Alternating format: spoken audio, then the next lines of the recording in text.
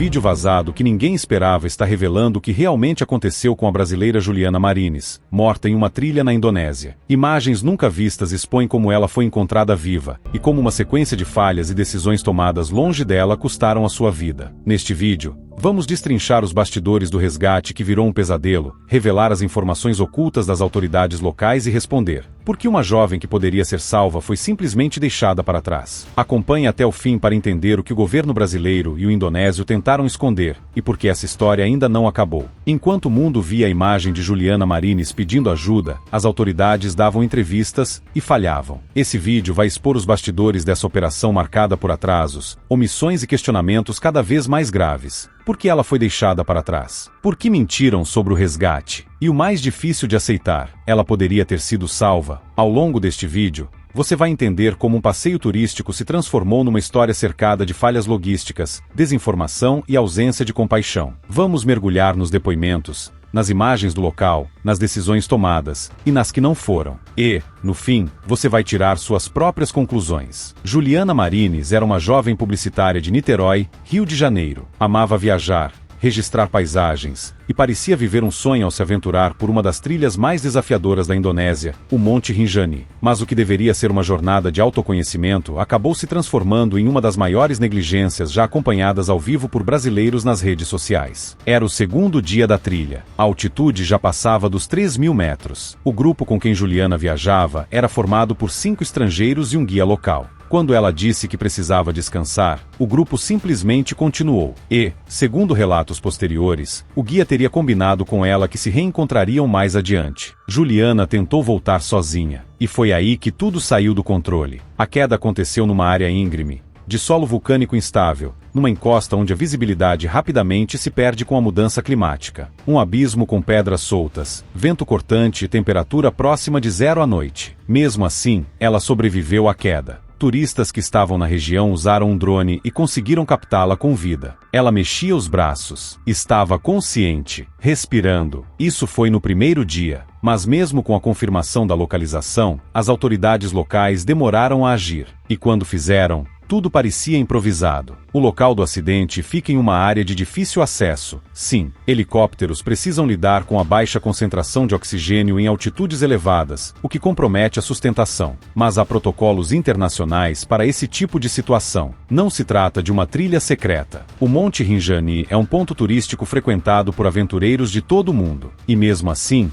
tudo pareceu despreparo. As primeiras informações oficiais diziam que Juliana havia sido alcançada por equipes de resgate. A família respirou aliviada, por algumas horas, até que veio desmentido. Não, ninguém tinha chegado até ela. Ninguém havia feito contato. E a imagem do drone, aquela em que ela parecia encolhida, seria a última vez que alguém viu Juliana com vida. O pai dela, desesperado, embarcou para a Indonésia. A mãe, sem chão, aguardava por notícias em casa. E o Brasil inteiro acompanhava o caso com indignação crescente. O tempo passava, e a pergunta era a mesma. Por quê? Por que ninguém desceu para alcançá-la? Por que não enviaram um drone com mantimentos? Por que não acamparam na montanha até que a pudessem resgatar? Como fariam tantos profissionais treinados? Por que um país com tantos turistas permitia trilhas sem estrutura mínima de emergência? O Major Palumbo, dos Bombeiros de São Paulo, foi um dos poucos especialistas que teve coragem de dizer o óbvio em rede nacional. Faltou profissionalismo. Faltou humanidade. Em sua fala, ele descreve o que qualquer bombeiro treinado faria. Nem que fosse impossível tirar a vítima naquele momento, eu teria ficado com ela. Teria dado hidratação, aquecimento, apoio emocional. Teria feito o básico, mas jamais abandonaria alguém naquele estado. E essa frase ecoa, não apenas para os que atuam no resgate, mas para qualquer um de nós. Porque o que aconteceu com Juliana não foi um acidente sem chance. Foi uma queda com chance. Uma chance que não foi aproveitada. Na sequência, você vai conhecer os bastidores dessa missão que virou uma corrida contra o tempo. Vai entender os detalhes técnicos, as falhas de operação e a dolorosa cronologia dos dias que se seguiram. Vamos abrir cada uma dessas camadas para que você veja com clareza onde erraram, quem se omitiu e o que ainda pode ser feito. Mas antes, pare por um instante e pense. O que você faria se soubesse que uma pessoa está viva, visível, localizável, e mesmo assim ninguém chega até ela. Essa é a história que o mundo não pode esquecer. Juliana Marines não sumiu. Ela caiu, foi localizada, e durante 2 dias, ficou à vista. Mas o que se seguiu não foi uma operação coordenada, e sim um retrato do improviso, da desorganização e da falta de prioridade diante da vida de uma turista estrangeira. A imagem registrada pelo drone mostra Juliana encolhida, numa área de encosta instável. Ali, o vento é forte, o ar rarefeito e as temperaturas despencam durante a noite. Ainda assim, ela estava viva. E essa informação é o centro de toda a indignação. O grupo de trilheiros era pequeno, 5 estrangeiros e um guia local. Segundo relatos, Juliana teria avisado que precisava parar. O guia, então, seguiu com os demais e a deixou para trás. O combinado, segundo ele, era se reencontrarem mais adiante. Mas a combinação falhou. Ao tentar voltar sozinha pela trilha, Juliana escorregou e caiu cerca de 600 metros montanha abaixo. E foi aí que o tempo começou a correr contra ela. Logo após a queda, turistas que sobrevoavam a área com drones conseguiram localizá-la. Era sábado. A imagem foi repassada às autoridades indonésias. A notícia chegou ao Brasil. A família, aflita, aguardava por uma ação rápida. Mas o que aconteceu em seguida foi uma sequência de decisões que, uma após a outra, inviabilizaram qualquer chance real de resgate em tempo hábil. As equipes acionadas inicialmente não eram compostas por profissionais de resgate. Eram funcionários do parque. Pessoas que conheciam a trilha, mas sem o preparo adequado para operações de salvamento em zonas de alto risco. Não havia helicóptero, não havia plano tático e, acima de tudo, não havia senso de urgência. No dia seguinte, ao invés de tentarem montar bases intermediárias na trilha,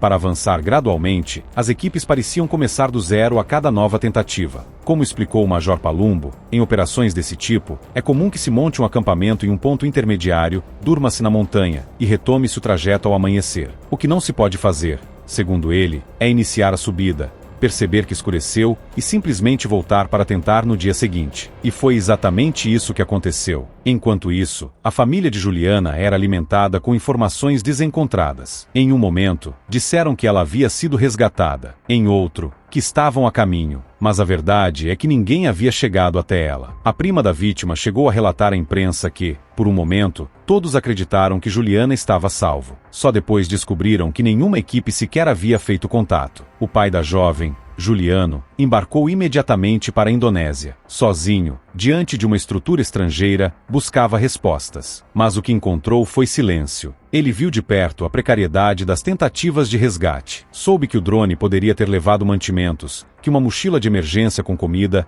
isotônicos, cobertores térmicos ou mesmo uma simples mensagem de voz teria feito a diferença. Mas nada disso foi feito. E mesmo quando o governo brasileiro começou a se mobilizar, já parecia tarde demais. 2 representantes do consulado foram enviados ao local, mas encontraram um cenário caótico, com autoridades locais despreparadas, trilhas bloqueadas pela neblina e nenhuma estrutura avançada de salvamento em andamento. Aparentemente, ainda se discutia se seria ou não possível usar um helicóptero, enquanto uma jovem brasileira seguia exposta ao frio extremo, sem comida, sem água, sem socorro. É nesse ponto da história que a indignação se transforma em frustração coletiva. Por que não havia um protocolo de emergência para trilhas turísticas tão conhecidas? Como pode um grupo deixar uma pessoa para trás? Por que não foi enviada uma equipe profissional logo após a queda? E o mais importante, se ela foi localizada com vida, por que ninguém ficou com ela, mesmo que fosse impossível resgatá-la naquele momento? O Major Palumbo foi categórico ao afirmar: mesmo que eu não pudesse tirá-la de lá naquela noite, eu teria ficado com ela. Teria dado calor humano, primeiros socorros, teria mantido a esperança viva. O que não se faz é abandonar. Essas palavras ecoam como um soco, porque o que faltou nesse caso não foi apenas estrutura. Faltou decisão, faltou atitude, faltou o mínimo de humanidade. Enquanto o mundo acompanhava com esperança e medo cada nova atualização, o tempo continuava passando. E quanto mais o relógio andava, menor era a chance de Juliana resistir ao frio, à sede e aos ferimentos. Mas ninguém declarou estado de emergência. Ninguém interrompeu outras trilhas da região. O fluxo de turistas continuava. O parque seguia aberto. E a brasileira seguia invisível, mesmo tendo sido vista. A essa altura, a opinião pública brasileira já começava a se levantar. Reportagens cobravam ações. Familiares faziam apelos. e especialistas apontavam falhas em cada etapa da operação. O caso ganhou repercussão internacional, mas nem isso foi suficiente para acelerar as decisões no topo da hierarquia indonésia. No próximo trecho deste vídeo, vamos entrar na parte mais delicada dessa história. O que exatamente foi feito, ou deixou de ser feito, nos momentos decisivos. Vamos reconstruir a linha do tempo dia a dia, revelando as escolhas que selaram o desfecho da missão de resgate de Juliana Marines. Porque o que está em jogo aqui vai além de uma tragédia pessoal. É sobre como a vida de uma pessoa pode ser perdida, em câmera lenta, diante de olhos que simplesmente escolheram não ver. Juliana caiu no sábado. No mesmo dia, foi localizada por um drone, ainda com vida. Encolhida, consciente, mexendo os braços. Essa imagem se tornaria a última prova de que havia uma chance. E mesmo assim, nenhuma equipe de resgate conseguiu chegar até ela naquele dia. No domingo, enquanto a família aguardava ansiosa por qualquer notícia, surgiram informações de que ela havia sido alcançada. Era mentira. Nenhuma equipe sequer havia visualizado o local com precisão. O tempo virou, o clima fechou, e as operações foram pausadas. Ainda assim, nenhum esforço de emergência foi ativado. Nenhum drone enviado com mantimentos. Nenhuma descida coordenada feita em ritmo contínuo. As equipes, formadas em sua maioria por funcionários do parque e não por socorristas profissionais, começavam a entender que a missão seria mais difícil do que imaginavam, mas já era tarde demais para improviso. Na segunda-feira, o silêncio se tornava mais ensurdecedor. A imagem registrada pelo drone, aquela em que Juliana estava viva, já havia circulado em todo o país. O rosto dela,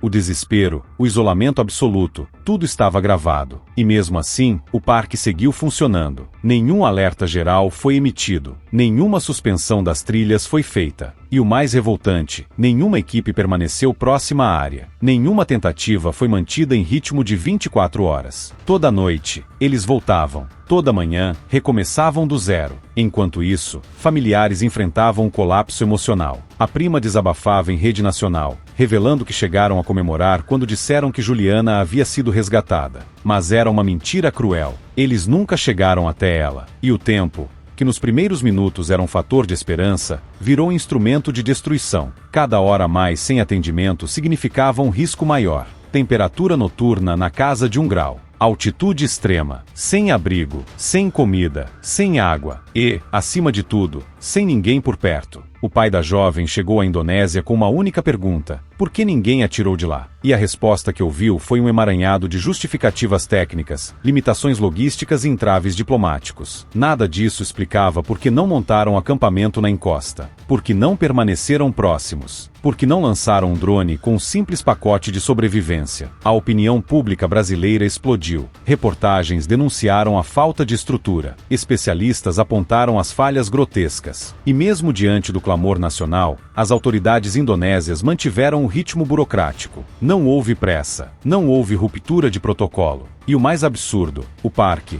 mesmo com uma brasileira viva caída num abismo de difícil acesso, seguiu aberto para visitação turística, como se nada estivesse acontecendo. Os dias passaram. O corpo de Juliana não foi mais visto. As condições climáticas se deterioraram ainda mais. E a esperança começou a desvanecer. Não porque fosse impossível resgatá-la, mas porque as decisões tomadas nos primeiros 48 horas haviam desperdiçado a única janela real de resgate com vida. Quando questionado sobre a demora, o Major Palumbo foi direto: uma operação dessa não é fácil. Mas quando se sabe que a vítima está viva, você não volta. Você acampa, você desce em etapas, você não abandona. Mesmo que não consiga tirar, você fica com ela. Você mostra que alguém chegou. A ausência disso é o que mais fere. Não o frio, não o isolamento, mas o abandono completo. Juliana morreu sozinha, cercada de pedras, frio e silêncio, em um lugar que era ponto turístico, em uma trilha frequentada, sob os olhos do mundo. E mesmo assim, ninguém chegou. Até hoje, não está claro o momento exato da morte. O que se sabe é que, após a visualização inicial, nenhum movimento efetivo aconteceu em tempo. E quando finalmente organizaram um plano mais consistente, ela já não respondia mais. O corpo não foi retirado imediatamente. Ele permaneceu lá, no mesmo lugar,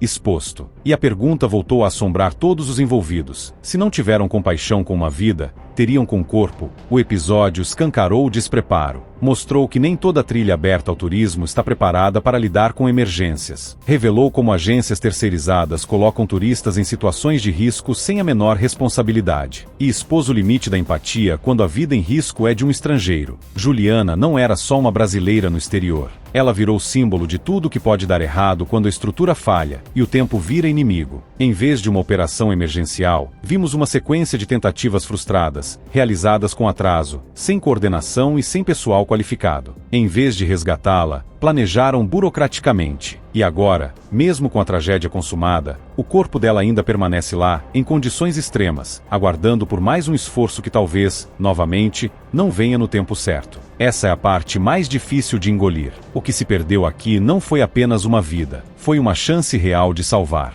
E o mais cruel é saber que essa chance existiu e foi desperdiçada. O que aconteceu com Juliana Marines é um alerta, um lembrete doloroso de que, em situações extremas, o que faz a diferença não são apenas os equipamentos ou as tecnologias, mas as decisões tomadas por quem está no comando e a coragem de agir rápido. Em um mundo onde o acesso a trilhas remotas virou turismo de aventura, o preparo para emergências não pode ser um detalhe. A responsabilidade é dupla, dos guias que acompanham, das agências que organizam e dos governos que deveriam garantir segurança mínima. O abandono que Juliana sofreu não foi um acidente, foi um erro humano, coletivo e profundamente evitável, porque ela foi vista, ela estava viva e, ainda assim, foi deixada para trás. Essa história não deve ser apenas uma tragédia isolada. Deve ser uma lição para todos nós, um convite a refletir sobre como lidamos com vidas em risco, especialmente quando estão longe de casa, em terras que não conhecem. Se há algo que fica claro nesse caso, é que a linha entre o socorro e o abandono pode ser tênue, mas o peso de escolher um lado é imenso. E, infelizmente, dessa vez, pesou contra uma jovem brasileira que apenas buscava viver uma aventura. Juliana não voltou para casa, mas sua história ecoa como um chamado para mudanças urgentes, para que nenhuma outra vida seja perdida pela falta de ação,